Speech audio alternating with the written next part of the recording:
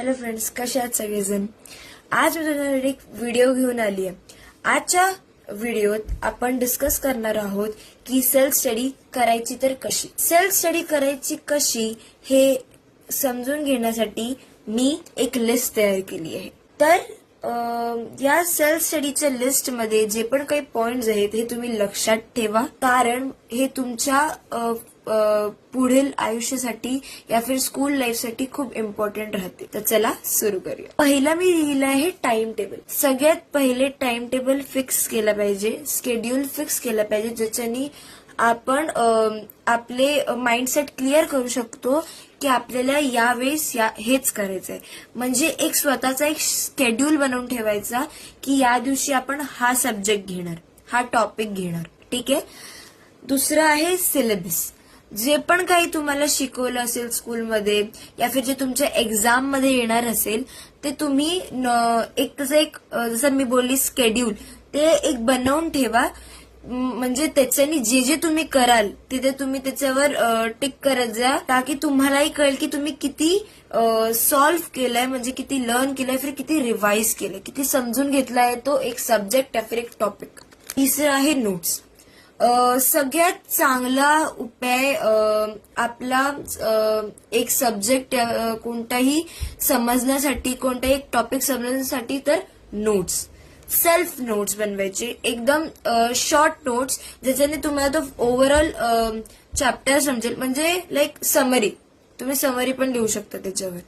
तर कसं करायचं, म्हणजे नोट्स लिहिताना असं तो टॉपिक पहिले वाचायचा, तो चॅप्टर एका सब्जेक्टचा तो पहिले वाचायचा आणि त्याच्यामधून तुम्हाला काय काय समजतंय ते नंतर तुमच्या बुकमध्ये, वहीमध्ये नोट डाऊन करायचं. आणि जर मग त्याच्यानंतर बघायचं की कोणता पॉइंट तर मिस होत नाहीये, जो पॉइंट मिस होतोय त्याच्यावर ब्रीफ डिटेल करून पुन्हा समजायचं आणि पुन्हा तशीच प्रोसेस वापरायची. त्याच्यानंतर आहे ब्रेक. आता आपल्याला एक ब्रेक लागतो एक पुन्हा चालू करण्यासाठी. तर 1 तासाची स्टडी असते, म्हणजे 1 तास तरी रोज सेल्फ स्टडी करायची. तर त्याच्यामध्ये 50 मिनिटं तुम्ही सेल्फ स्टडी मध्ये घालायची आणि 10 मिनिटाचा ब्रेक घ्यायचा. त्याच्यामध्ये तुम्ही काही पाणी पियायला जाऊ शकता, रेस्ट करू शकता, पुन्हा सगळं रिवाइज वगैरे करू शकता. आणि ते 10 मिनिटं झाल्यानंतर पुन्हा तुम्ही सेल्फ स्टडीला हे करायचं. मग त्याच्यानंतर आहे रिव्हिजन. रिव्हिजन म्हणजे जे तुम्ही दिवसा पहिले शिकले, म्हणजे जे रिवाइज केलं तुम्ही ते पुन्हा एकदा त्याचं ओव्हरऑल लुक घ्यायचं. म्हणजे जे तुम्ही स्कूलमध्ये शिकले ते घरी येऊन पुन्हा एक सेल्फ स्टडी मध्ये तो शेड्यूल मध्ये टाकायचं की आज आपल्याला हे लर्न करायचं, आपल्याला हे रिवाइज करायचंय, हा टॉपिक समजायचा आहे, रटायचं नाहीये. त्याच्यानंतर आहे डिस्ट्रॅक्शन. कोणतेही डिस्ट्रॅक्शन नसताना मोबाईल, टीव्ही, एकदम शांतताच्या जागी बसायचं. म्हणजे एकदम जिथे शांती असेल ना तिकडे बसायचंय, कारण की तुम्ही फोकस करणं तुमचं गरजेचं आहे सेल्फ स्टडीसाठी. त्याच्यानंतर आहे डेली टार्गेट. आता एक टार्गेट बनायचं की आज आपल्याला हा सब्जेक्ट कसाही करून कव्हर करायचा, आज आपल्याला कसंही करून समजायचं आहे. म्हणजे ज्याच्यामध्ये जसं मी सांगितलं नोट्स वगैरे सगळं रिव्हिजन ते सगळं आज कव्हर करायचं, हा तुमचा डेली गोल, डेली टार्गेट असलाच पाहिजे. त्याच्यानंतर एक कॉन्सेप्ट क्लिअर. जेव्हा तुम्ही वाचता, फोकस करून वाचता, तेव्हा तुमचा कॉन्सेप्ट क्लिअर असतो. तुम्हाला हळूहळू गोष्टी समजायला लागतात. मग ते नोट्सनी समजता येतात या फिर तुम्हाला ते वाचून समजतात, ते कसेही असतात. पण तुम्ही फोकस होऊन त्याच्यावर वाचाल तर तुम्हाला तो कॉन्सेप्ट क्लिअर आहे. आणि जर तो कॉन्सेप्ट क्लिअर नसेलच होत, मग तुम्ही तो स्वतःला एकदा समजून बघा की तुम्हाला किती तो समजला आहे. या फिर मग टीचरकडून, जेव्हा तुम्ही स्कूल वगैरे जाल तर टीचरकडून तो समजून घ्या. कारण जर तो समजला गेला, म्हणजे तो कॉन्सेप्ट क्लिअर झाला, तर तुम्हाला तो एक्झाम मध्ये कितीही पॉइंट्स लिहिता येईल. तुम्ही स्वतःहून ते कितीही पॉइंट्स मध्ये ब्रीफ मध्ये लिहू शकता. त्याच्यानंतर आहे फोकस. फोकस हे खूप इम्पॉर्टंट असतं सेल्फ स्टडीमध्ये. जर ते नसेल तर मग तुम्ही सेल्फ स्टडीचं तुमचं काहीच इम्पॉर्टन्स नाहीये. फोकस असायला पाहिजे. तर फोकससाठी मेडिटेशन, ब्रीथिंग करणं खूप इम्पॉर्टंट आहे.